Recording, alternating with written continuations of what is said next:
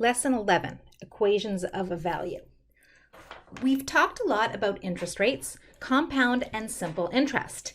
This time, we're going to balance everything into an equation. An equation of value is a fancy way of saying that we need to balance our account.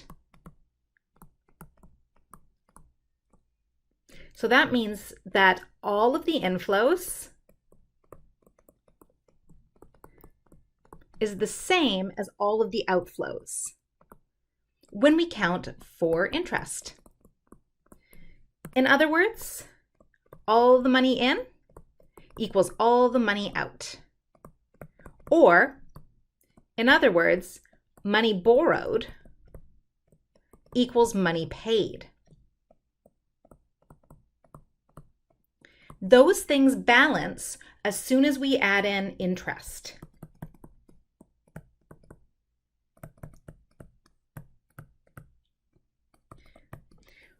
When we do an equation of value, we're going to look through a story about either borrowing money or lending out money, and we're going to move everything to the same time, and then we're going to solve this equation.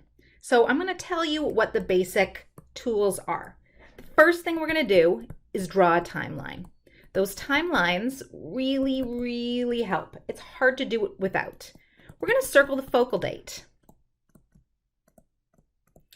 Here's a rule. Simple interest, you must be told because the answer is going to be different depending on what you choose as a focal date. For compound interest, choose the easiest one. And we'll talk about what makes it easiest, the one that the algebra would be easiest for. Put in all the monies, paying attention to the direction.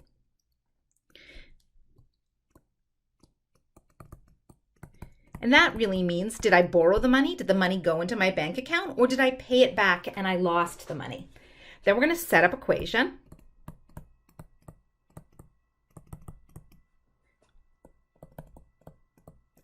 And we're going to find a bunch of PVs and FVs. In general, if we're moving forward in time, we find the future value and we multiply. If we are moving backwards in time, we're finding a present value and we divide. It's the same as it was in our partial payments back in chapter 1. Next, we're going to solve the equation. And then we're going to state the answer.